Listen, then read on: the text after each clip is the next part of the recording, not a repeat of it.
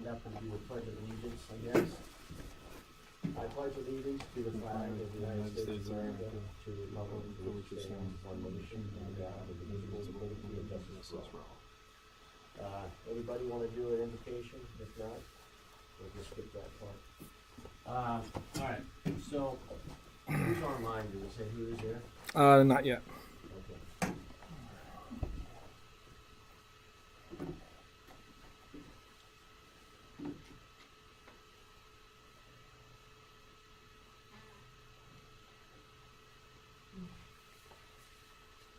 Is it Jessica? Mm-hmm. Jessica, okay. You know, Spelled differently. Rodney, you go by Bill or William? Rodney just Rodney. Rodney? Yeah. Okay. And then Williams. And William goes by William? Billy. Billy, okay, you said that, okay, you know, Yeah. it's funny. We just had a guy, Billy McGee, you ever heard of Billy McGee? C5 driver. He separated from the Air Force, now is a G650 guy. Unfortunately, he just moved to Texas, so you probably won't meet him anytime soon. Really good guy. All right, so is Lon Alford on there by any chance? I have not seen any names yet. So anyway, so I'll just start off tonight by saying welcome everybody here, the 4 new people that we have introduced to the Joint CAP. We appreciate it. I'm Terry Pratt. I think we talked a little bit about it, but I've been in CAP for a long time, and I am essentially the ES guy, emergency services guy for the Squadron. Also, I'm stand eval for the group 3. And there's, I think, 12 squadrons in the group, so. Anyway, and I forgot to ask you, are you a pilot as well? Mm-hmm. Okay, how many hours do you have? Approaching 600. Okay, this is awesome. So we have a huge need for pilots right now. Coming out of COVID, we had a big drop off, obviously, in attendance, and just for whatever reason, life gets in the way, and we just don't come back. So, we are the home of a Turbo 206, usually. Right now, that's in an engine shop. I don't know if you guys even heard about our airplane that we have here. Okay. So it's Cat 437. It was a TBO, maybe a little bit shy of TBO. We had a lot of oil problems with it, so they went ahead and changed the engine out. We should be getting that back in July. That's a G1000, like I said, Turbo 206. It'll fly actually legitimately to 27,000 feet. And so that's a pretty capable airplane. The GFC 700 autopilot on it is as rock solid as any autopilot you see in any bizjet. At 1,000 feet, you put that on, fly by dials, and 1,000 feet, 1,100 miles later, still be flying, take it off and land. So, pretty exciting to have that coming back. In the meantime, we do have an airplane actually known as Zelda here. That's a U-206 Golf. It's a 1984 version of a stationaire. It's a little less horsepower, about 15 horsepower, something like that. It's a G500 cockpit platform. And it's kind of a jalopy, if I'm really being honest. But it flies really, really well.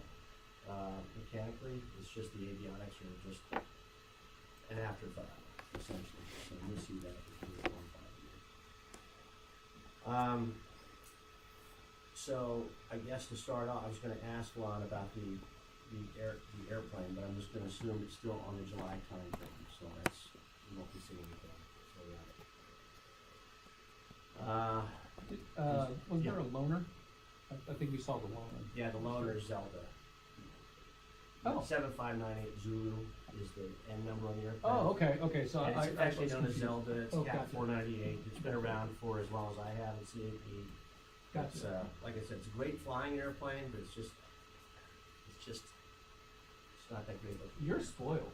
I'm very spoiled. Well, I have to say I am. I've only flown G1000 aircraft since Right. 2006 until Very nice. 6 months ago. Especially the GSC. So yeah, so that's 12 years or something like that. I don't know. And that kid's here. I kid. Yeah. Yeah, actually 16 years. What am I talking about? I can't even add. So anyway, yeah. So tonight I was going to go ahead and go through some scanner training, which is I guess good because you guys will all have to be scanners. I'll give you some of the protocols here. Even as a pilot, you will be required to become a mission scanner. And what is a mission scanner? A mission scanner is probably, well, it's the very first step that you take in terms of becoming air police alert patrol. And essentially, you're the record keeper on mission, okay? As well as, I mean, you're part of the search crew as well. So we have, generally we have a 3-person search crew, okay, that goes up. We would have a scanner sitting behind the pilot, we would have an observer sitting right seat, and then we have a pilot sitting left seat. The pilot's job is only to get you there and back. Really shouldn't be involved with the mission very, at all. And should not be involved with searching at all, for obvious reasons. The person's flying the airplane. The scanner sits in the back left, and we train them on scanning techniques, how to find something at 1,000 feet, flying along 100 miles an hour, what to look for, those types of things, and record your position. The observer is actually a mission commander. Okay, so this is the person that sits in the right seat who does all the CAP communications, and runs from the CAP aspect of the missions, whether it's a aerial photography mission for fire, or natural disaster, or search and rescue for lost aircraft, or missing hiker, whatever it might be. This is the person that's coordinating everything with the ground teams, with what we call Hybrid, we used to call Capcom. All the communications runs through that person. They also should be well versed on how to use the CAP radio equipment, obviously, which is one thing I'm going to talk about tonight, CAP radio, and then also the MFD, multifunction display. So I guess I was going to go through first, since I can't find a picture of the radio, and I was able to start this up. I was going to show you. Are you guys familiar with the G1000 platform? That's all I've ever flown. Okay. You're so spoiled. I know. She is, she really I is. pay for it. Yeah. I love it though. No, it's funny. We work a lot with the 144th Fighter Wing across the street in doing Western Air Defense Sector missions, where we'll fly out to Cape Havasu and then they'll intercept us. And from time to time, do you know Park Hoffman over there? Or do you know this guy? We'll go over and visit their headquarters, and then we'll invite them out to look at our aircraft, and they look inside of our aircraft, they're like, are you kidding me? They're like, what? I have like an iPad in here for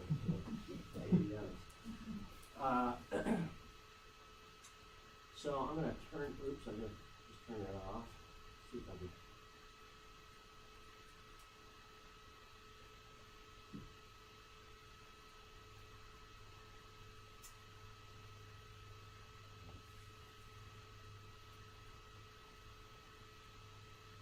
Traffic. So that's the. Alright, so this is the screen that I wanted to grab here. So,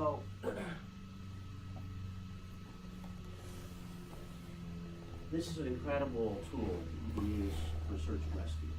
System test okay. And one of the procedures that I guess I really developed just from knowing the G1000 is something called reading procedure. And so over here on the right hand side you see what's called a range knob. Okay, this allows you to do a bunch of different things. When you press the range knob, it highlights a cursor, and I'll show you that.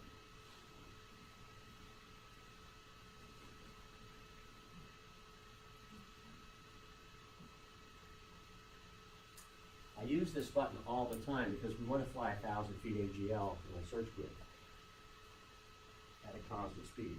But if we're flying at 2,000 feet, it makes it hard for people to see what's on the ground, right? If you fly too low, it becomes a dangerous situation. So you want to use 1,000 feet. So once you press this cursor here, it gives you the MSL below you at 1,000 feet. If that matches up with the altimeter, you're doing a good job. You're 1,800 feet. So as you're maybe flying along your alluvial fan, or just the train's changing below you, you can constantly be checking your elevation below you. So that's a nice tool there. But also gives you a lap long immediately on the right hand side. Let's see if I can get this thing going here. I just want to show how it works. That's entry here.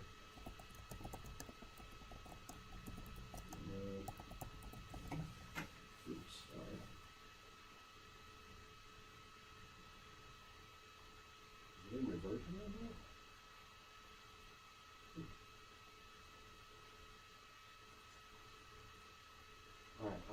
gonna mess with that. I like doing the versionary mode where they're both, I don't know, anyway, it's not worth it.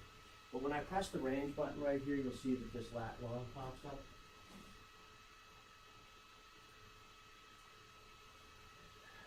So, why would that be useful, do you think? Anybody have an idea? It's not your location, exactly. Right, so, I mean, I don't know how many of you have flown around in the mountains at 1,000 feet looking for something, but it's really, really difficult once you see it the first time to ever find it again, because of lots of different things. First of all, you weren't the person that saw it, okay, so relying on a description from somebody in the backseat to tell you. But also the lighting, you're gonna be coming, maybe you're coming from south to north, you're gonna be coming from north to south. Once you turn around, the lighting's gonna be different. And the lighting's constantly changing, right? It's not like it's static. I mean, the sun is constantly moving. So immediately what would happen in this reading procedure, the first thing is range. So you'd say range, right? So we're flying along and somebody in the aircraft sees something that they think is possible target. Immediately they would call out mark, okay? So the observer in this case reaches forward and hits the range button. Now, the observer tells the scanner what the coordinate's gonna be. We're gonna read off, this is gonna be 39 degrees, okay? North, 00 minutes, decimal, 00. I think that's what it was. Just flipped off. And then they're gonna read off, the longitude there as well, okay, which would be 095, 00, decimal, 00. By the way, one thing, if you learn it today, never forget it, Civil Patrol always works in decimal minutes. Always, always, always. So, everything in the aircraft is set up in minutes and seconds. Note that, change it, and, because you're only gonna get information in decimal minutes. You'd be a long ways different. If you're getting minutes and seconds and trying to figure out where you are in decimal minutes, you'll be a long ways off. All right, so you'd read this back to the scanner. The scanner would then read it back to you. Now you confirm, okay, that that's the mark. Okay, now we're going to hit enter, enter.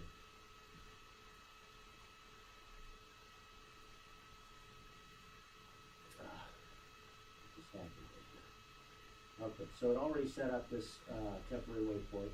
Let me clear this out.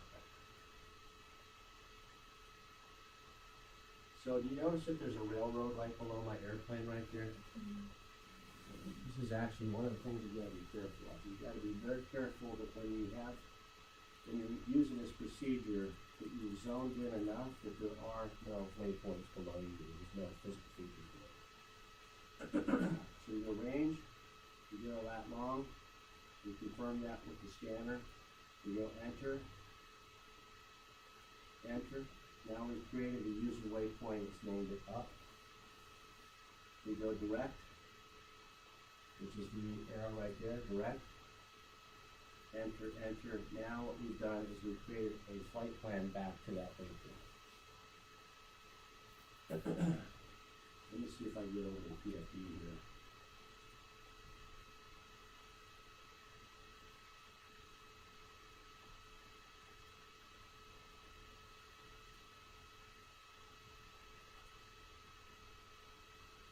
So if you notice that I just, in the bottom left-hand corner here, I've gone ahead and set bearing pointer 1 to GPS, and it's on this flight plan for up.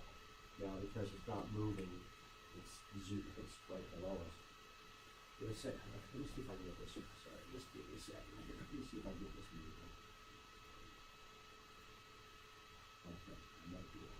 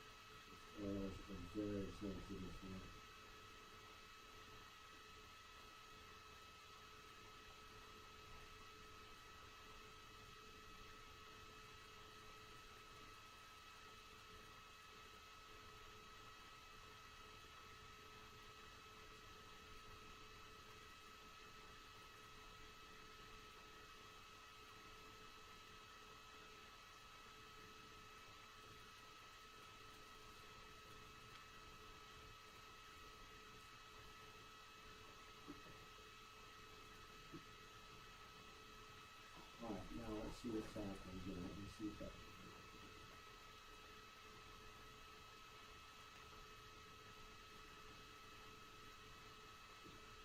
Okay, you can see our airplane now is flying off. It's in north up, so we're flying north, and let's go back over here to the PFD area.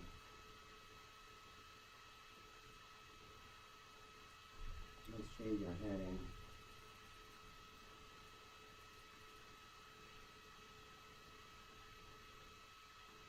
Autopilot.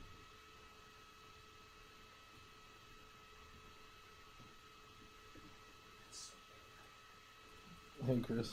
Must be Terry on How you doing? No, there he is. PFD.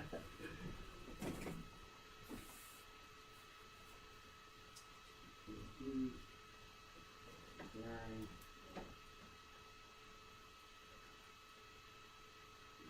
Guess we lost ourselves here. Maybe break in there.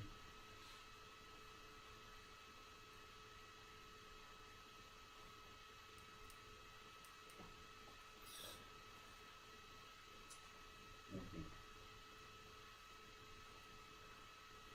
So now let's just imagine we saw something, we'll hit range. Enter. Enter. Left. Enter, enter. What's going on here?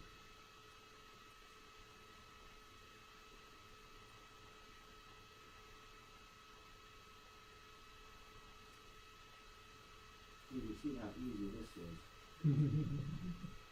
Imagine doing this while you're flying. No, Yeah. it's With the Terry yelling simulator, at you. believe me, it has nothing to do with I don't think it's taking the waypoint. Especially with Terry yelling at you. Yeah. Hurry up, get it done. It's the clicking the buttons are not, it's not. Yeah, the waypoint's race up there and hit in there.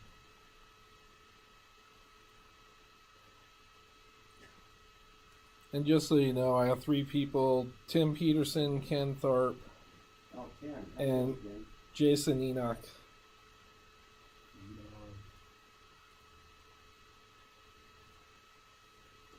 What were you trying to do, Terry? Demo. Reedy. The arrow so says I can't click Set on the the right thing, waypoints. it's like, anyway. Yeah, but you You guys once get the save general right picture. there. In the actual aircraft, this actually works. You reach up here, hit the range button, it freezes that coordinate, you read it back to the scanner, you guys agree that that's it, enter, enter, direct, enter, enter. Now, on the very corner, you can fly back to that over and over. We'll move on to the next thing. Okay.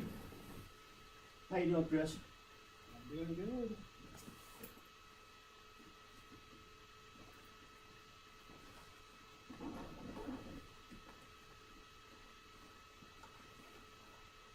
Unfortunately, I couldn't stage this beforehand, I don't give any time.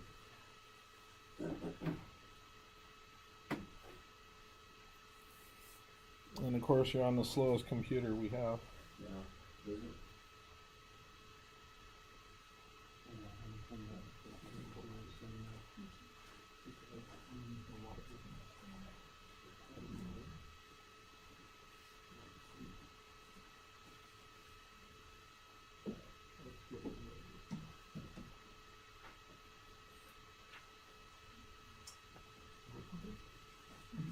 Alright. Got the pen and This is paper. what I'm looking for online. I found it here. So this is CAP radio. So you might wonder, okay, in our aircraft, what are some of the differences avionics wise versus a regular general aviation aircraft?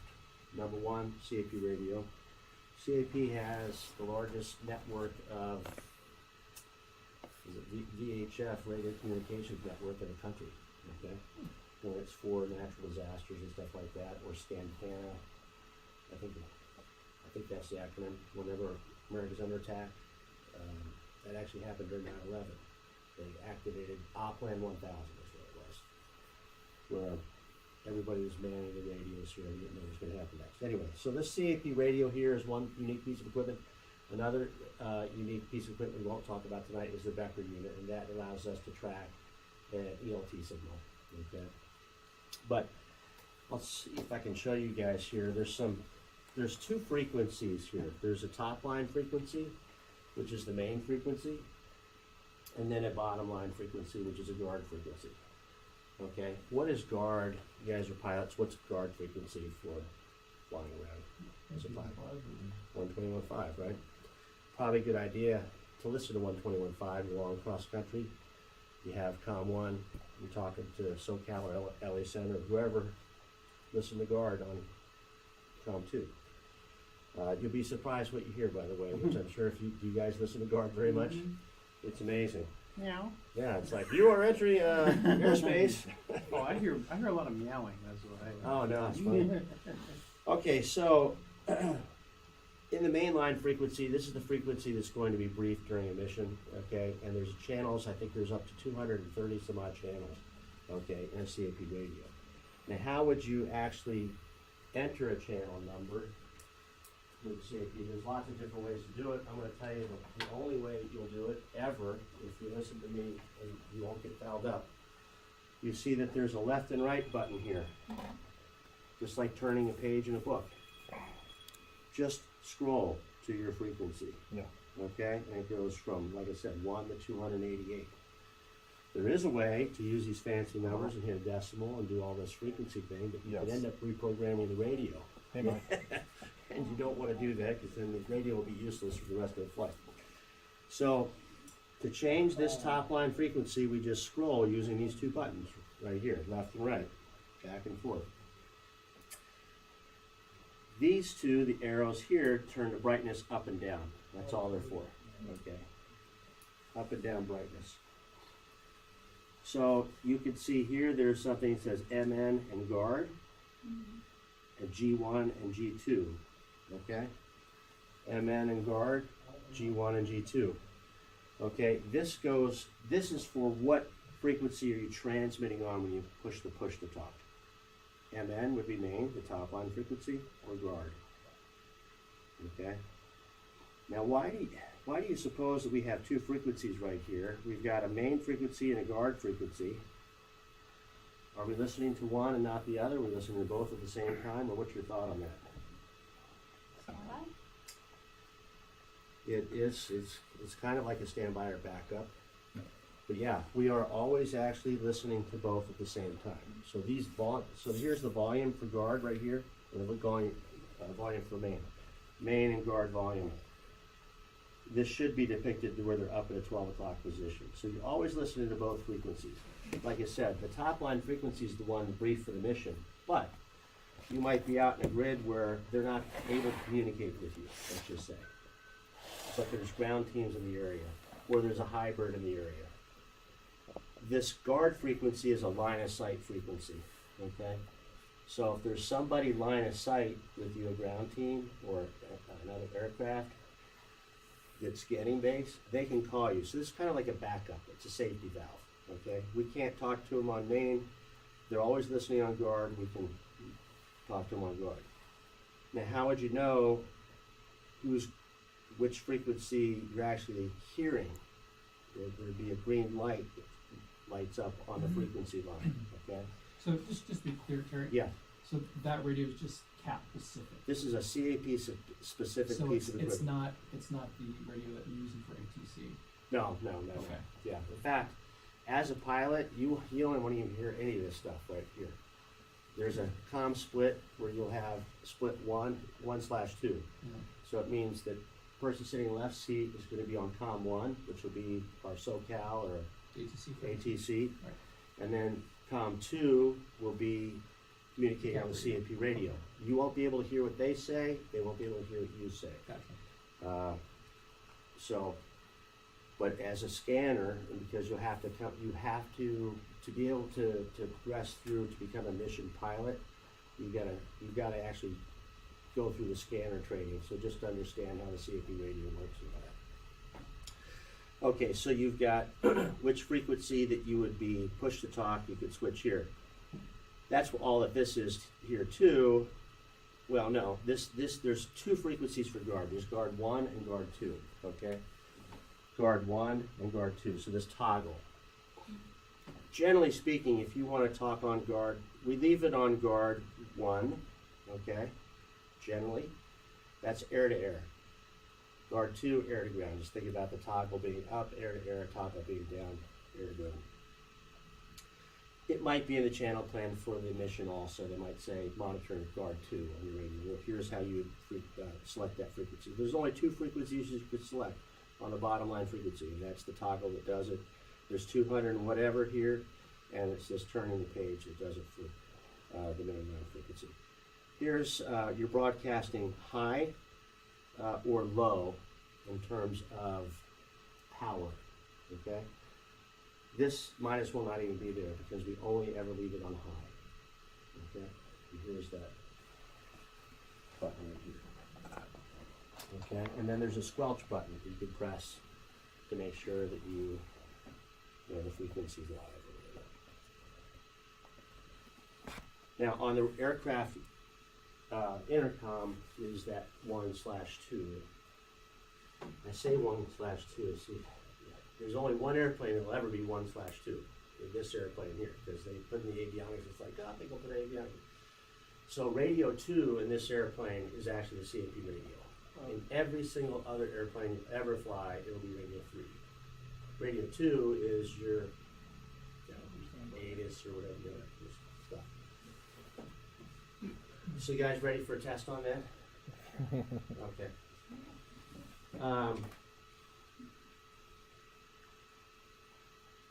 You know, it's interesting. That seems so simple, and it really is. And it's easy to learn here on the ground. You got to put this in reference for people who are non-pilots. See, non-pilots. Even the reading procedure is so simple. You hit range, enter, direct enter. Everybody becomes 75 to 150 points dumber when the airplane's flying along. I mean, it just is how it is, right? And so, that's why learning this stuff in a ground format, at least being familiar with it, before you go up into the airplane. I'm not talking about people that are pilots, but people that have never been pilots. It's just very, very foreign to them. So you might, I will tell you, you definitely will in your CAP career have somebody sitting in the right seat that absolutely has no idea what they're doing. And they're going to be knob-dicking and really screwing things up.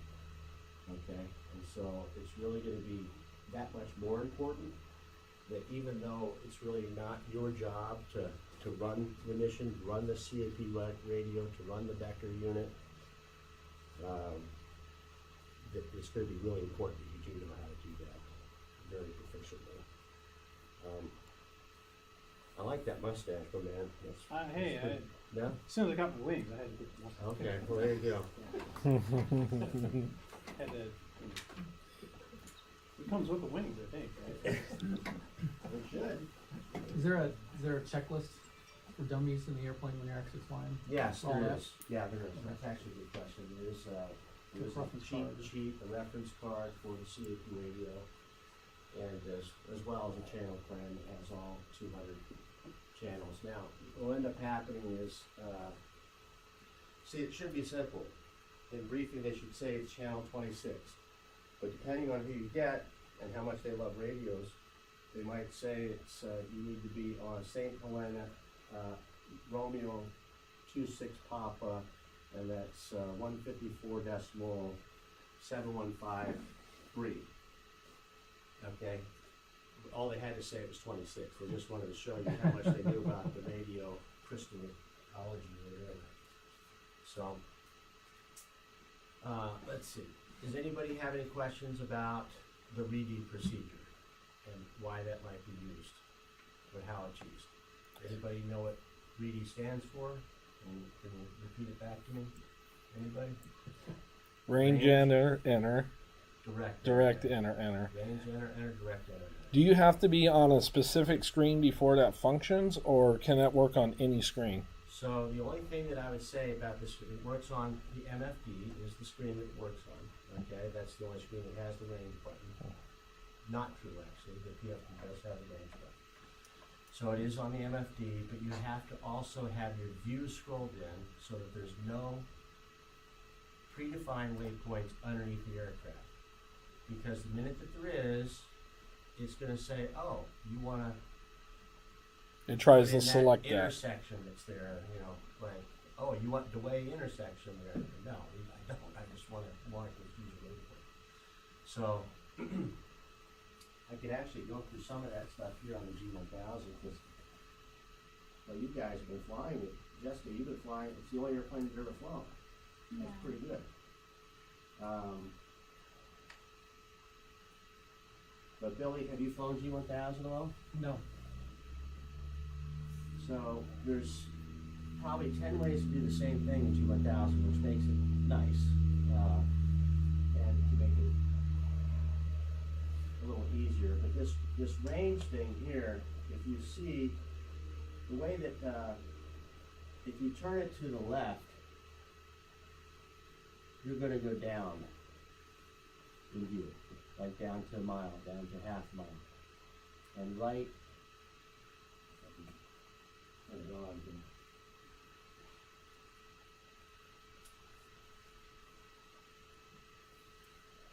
So that's kind of like a little rule of thumb that I have. Left is down.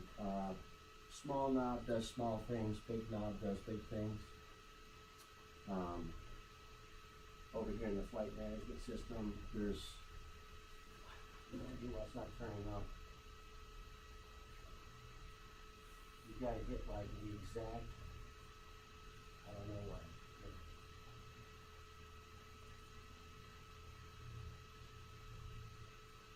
Oh, there we go. No? I think I shut it down. I mean, it keeps. I turn it on, but over and over again. Anyway. Well, can you guys see the screen here? Mhm. So you have here, we don't have that in the aircraft. Okay. This is the volume button for the radios. This is the transfer from the standby COM or the standby nav to the active COM and active nav. This is the small digits, the decimal digits, the small knob, and the large knob is the larger digits for the decimal. Here's your heading bug for your HSI. One of the special treats in the airplane that we have now is that it has a heading bug. It has an altitude alerter. It has 4 of these buttons, but you've got to, it actually only has one knob here. It's not a heading button. It has this knob here, but there's 4 selects for it. So if you want to set your barometric pressure, you got to press barometric pressure, then what looks like the heading knob here. Or if you want to set the heading, you got to press heading and then this knob. So I can tell you that every time I've tried to change heading, I've changed my barometric pressure. Or every time I've tried to change the heading, I've changed my altitude. So it's just like. Is it touchscreen? Huh? Can you like select like a 275? No, Touch it's screen? actually a knob, and you've got Oh, to you have to select press it. one of Select the these knob? before you use this. What you're used to is a heading button here in G1000 anyway. So this is the GF700 autopilot system right here. So that's autopilot on or off. That's the flight director. Heading, altitude, navigation, which would be the source of the GPS. You have vertical navigation, approach, back course, vertical speed, and flight level change. In a small aircraft like this, it's very unusual to have an autopilot. You can have vertical speed or flight level change. Are you familiar with those terms in terms of climbing? You are in a jet, obviously, but we generally use flight level change for climbing because that's an airspeed. It's in the checklist it's 95 to 105, and then on a descent you can use for the autopilot you use vertical speed, which generally what they want to come down to about 1,000 feet a minute, which are altitudes.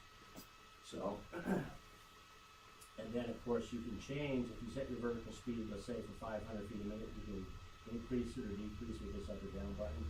Or increase or decrease the airspeeds over here with this. And of course, this is your altitude over here. Some of the same buttons over here. You have your barometric pressure setting over here, your CRS knob, your range that we talked about, and then this is your plot it right here for developing a flight plan. And a lot of times, Billy, what you'll see, all these buttons down here, these soft knobs or soft buttons, it might be the quickest way to get you something. So you'll learn as you get into G1000, you just look down here at these soft buttons and say, oh, that's exactly what I want to see. Airport information or something like that. I wish that was working better.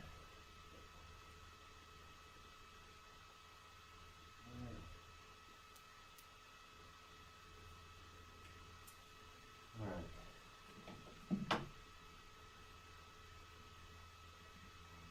So I guess that's really all I have tonight, but we could talk about what's upcoming.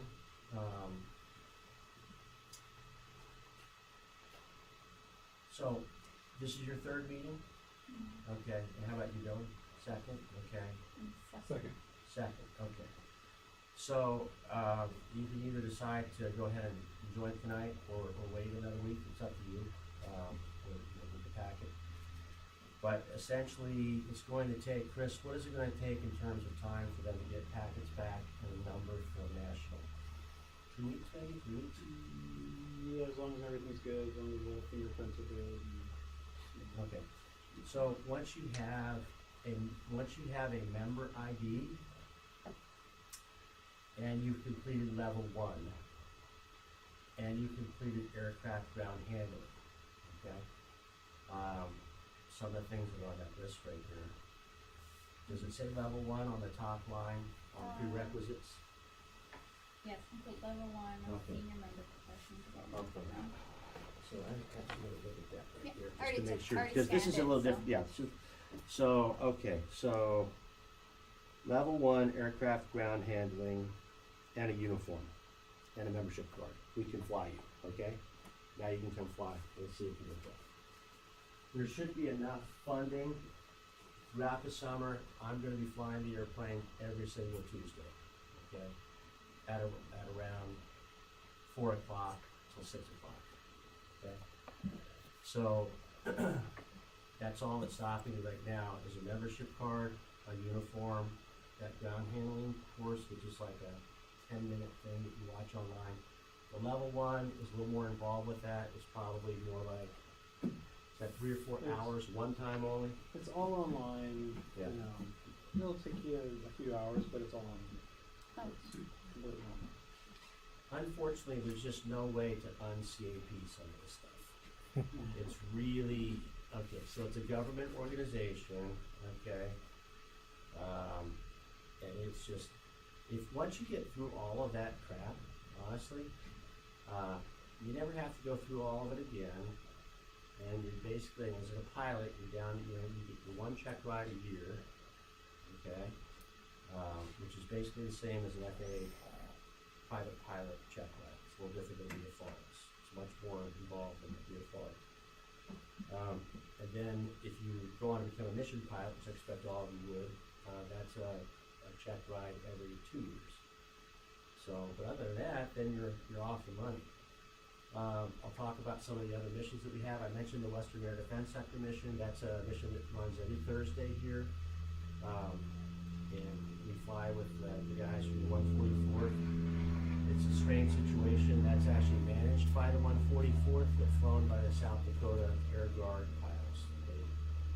They come down here and fly that. So the jets are owned and maintained by the 144th.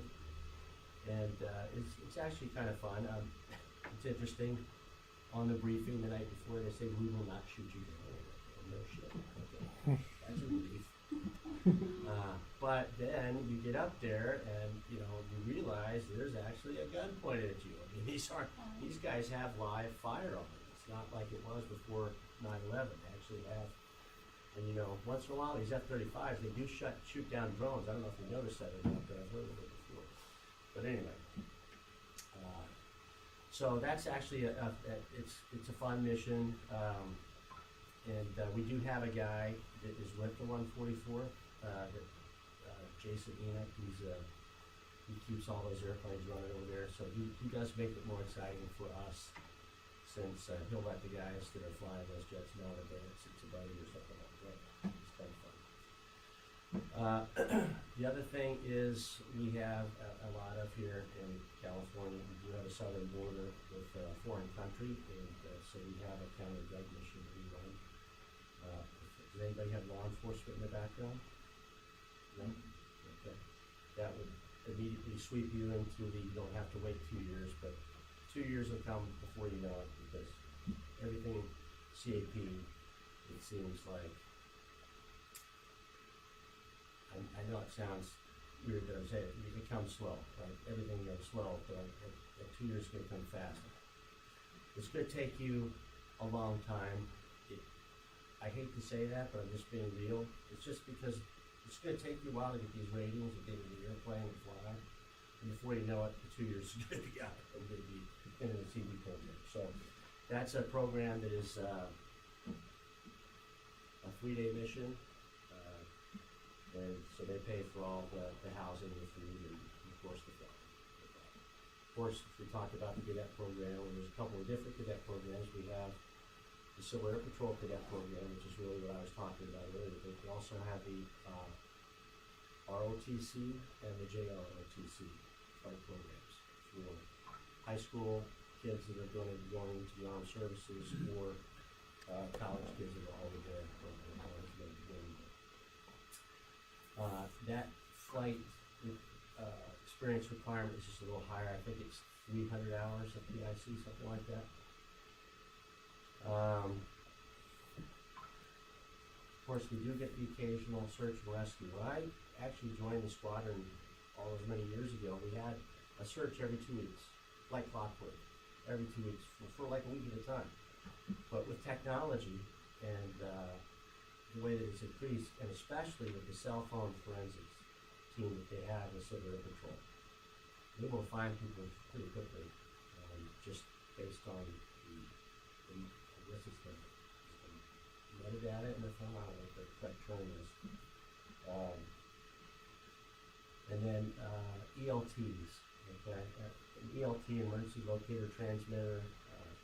There's a variety of reasons as to why that might go off besides a plane crash, like somebody bought it at a yard sale, and they turn it on and they turn it off. They turn it on and turn it off. Usually a kid in the garage.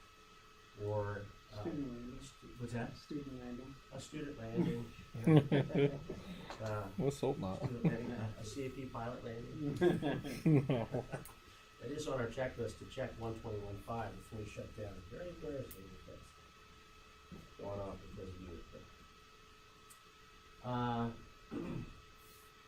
And there's other types of missions, VIP missions. Whenever the president is coming to town, a lot of times the Super Bowl, for example, we would go out, and it's kind of like a sister to that WADS mission, where we go out and run an exercise for multiple agencies. It wouldn't just be for 144, it could be for Bigfoot, the controllers all the way down, LAX, everything.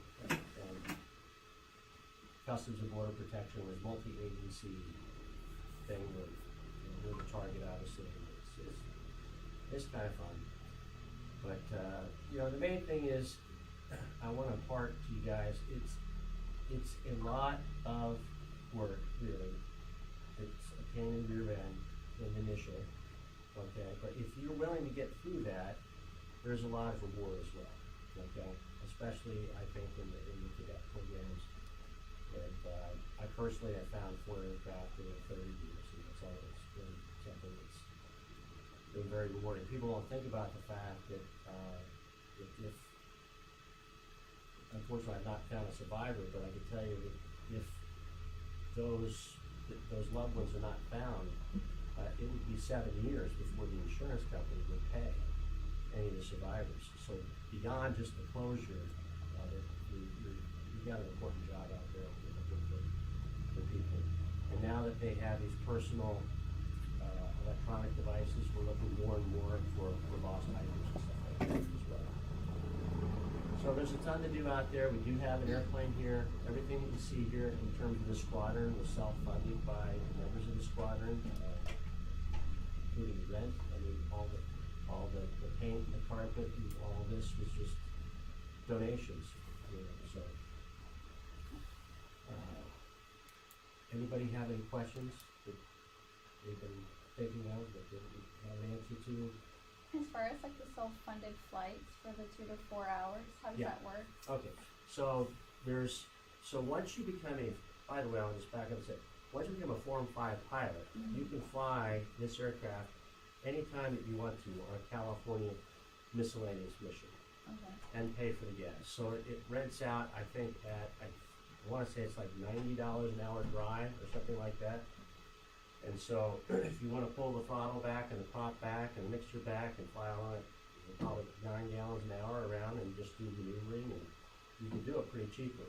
So, but to start out, to get into, we have an onboarding program. I guess I should have told you guys about that. We have an onboarding program that's funded by the Civil Air Patrol that says, hey, you're a pilot, we want you, we'll pay for your flight training. But before we pay for that, you're gonna fly with one of our CFIs, and we're gonna make sure that you can get through the program in 5 flights or less. And so that's what that first flight is. Now, if you've never flown a 206, that's why I'm saying, in general terms, if you're a proficient pilot, you're out there flying all the time, no, you wouldn't need to fly 2 to 4 hours, okay, before you get into the program. You just maybe go out and fly in the back seat, literally, with somebody. You learn a lot in the back seat, especially because it's really just maybe a new engine management for you. This airplane has 3 power settings. It has maximum power that's available for 5 minutes, maximum continuous power goes all the way up to cruise, and then you have cruise power. So 3 different prop settings. It's just something maybe you're not familiar with, or I wasn't. It's just unique to this particular airplane. But if you're a proficient pilot, you might just take 1 flight. Okay, and then you go and feel comfortable with the airplane. Then what you would do is find an instructor pilot. Okay, first of all, you talk to me. I give you all the information, who to call. Go to the instructor pilot. They're going to want you to fly 1 funded flight with them.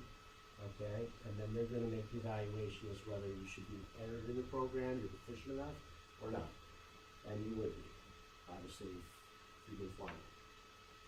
Now, then you've got up to 5 funded flights, and at the end of that 5th funded flight, you'll be ready for a Form 5, or a CAP flight evaluation, which is also funded by the way.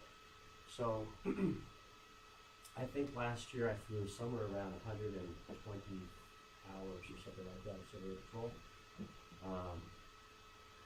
I don't know what a 206 would rent out for. I'm going to guess $300 an hour at minimum, wet, something like that.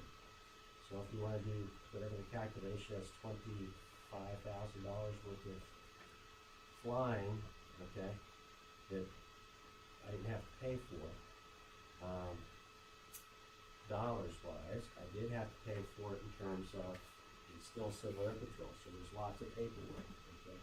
So that's the other thing. So I'll teach you guys all about that. I'd be happy to mentor all of you guys through all this program in terms of what WIMRS is and e-services is, and how we enter a sortie, and what ORM is, and all these different things, and how we get reimbursed for gas and all that. But like I said, I guess when in years past we would show up at an air show, go to March Air Reserve Base, have the airplane out there, stand in front of the airplane, and lie our ass off to every single person that come over there to wanting to fly CAP. And we would say, you come fly CAP, we'll have you up and flying in just as soon as possible. I mean, should your CFI come? It's going to be great. You're going to love it. I just simply abandoned all that shit. I said, now I just say, look, it's going to be hard as hell for you to stand all the BS that you've got to kind of go through in the first 6 months. Okay, it's just a lot. Okay, and if you don't have the right mindset of you're here to give something back, and you want to plow through that, then you're probably just going to fall off. It's probably not going to be for you. But if you get through all of that,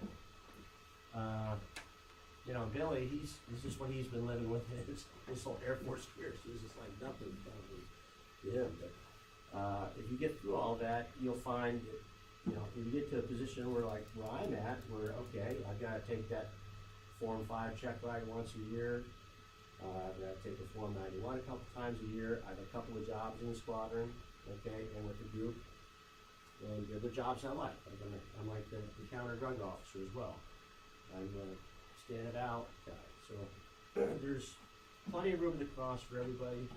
And you know, whatever your interests are, we'll find something to match your interest in terms of the job. As far as the cap R71 general exam and powered exam, are those like writtens or Yeah, they are written. Yeah. are they FAA written exams No, or? Oh, no, it's all similar to, so we have something called e-services, which is where all of this content is housed. And there's learning management system that is on there, learning management monitor, how they call it. And all of those tests are on there. And it's all go at your own rate, and it's a computer test. And there's PDF guides, study guides. So, I mean, being truthful, I mean, I have the PDF study guide open. One of them is for Civil Air Patrol kind of stuff, and one of them is for more like FAA stuff. Oh, okay. And that's the distinction between the two 70-71, is it 70-1? Mm-hmm. Yeah. -1. And if it's something that I don't know, I just kind of search the PDF document, Okay. and there it is. And so it's, you know, they want you to learn it. You can learn it that way as well. You know? Yeah. As long as you know the answer. As long as you know the answer, yeah. Got it. So yeah. Okay. You said you typically fly on Tuesdays. Are there, like, what?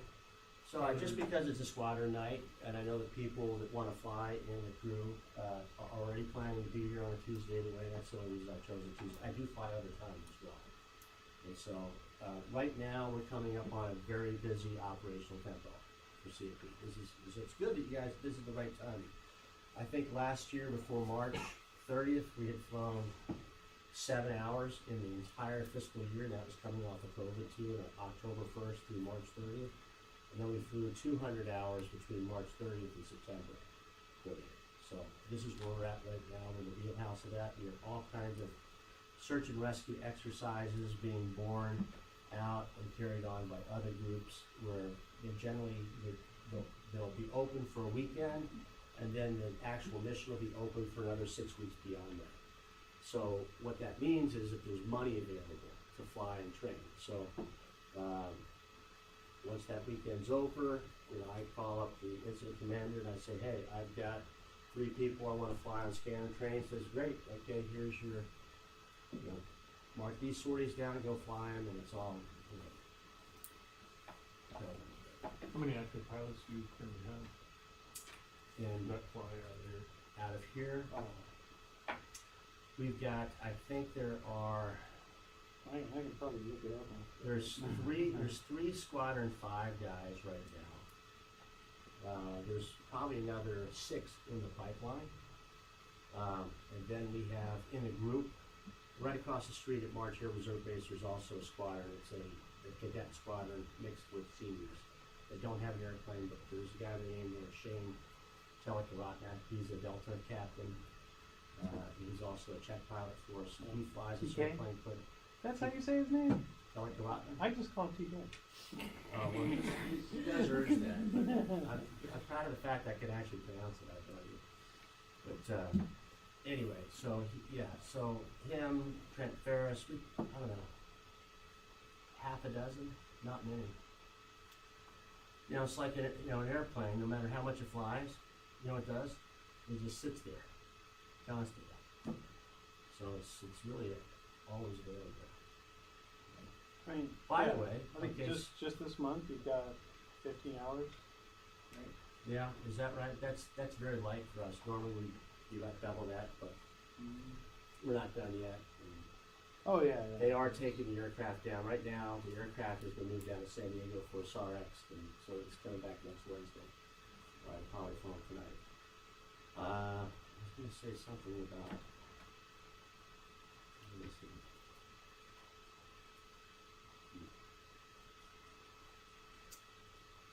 Second thing to go.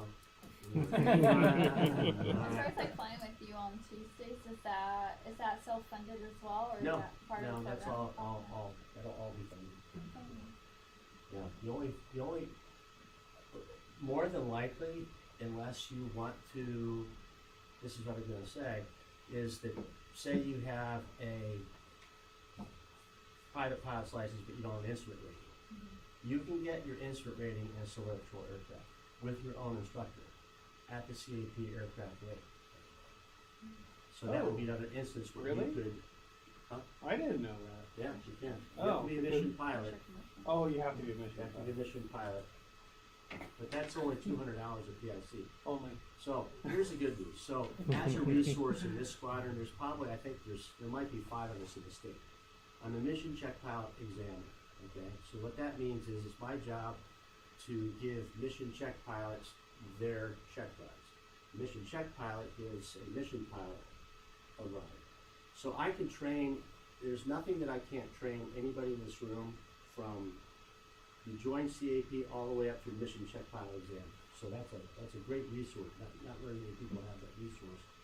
You guys have it. Now the downfall is it means you can't take a check ride with me or flight evaluation with me. But we've got a couple of other guys that are flight evaluators here. Roy Knight, for example, to do that. So we can get you guys through mission pilot pretty quick, which the reason I'm bringing that up is because once you're a mission pilot, then that opens up a lot more funding in terms of efficiency flights and also that ability to go ahead and get additional ratings and see your aircraft.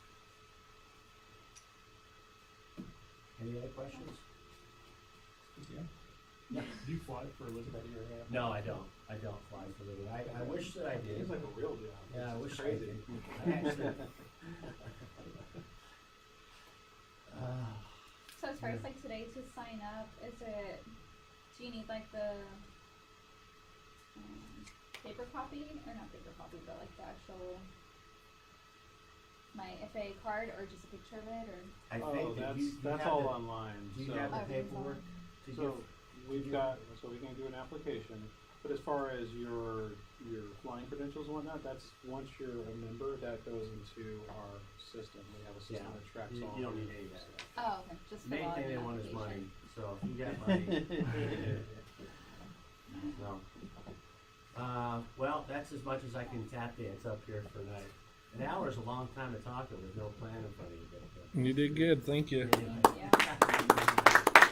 Glad that you guys, did you turn that off? Yeah. Yeah. Glad that you guys could make it out here. You know, like I said, as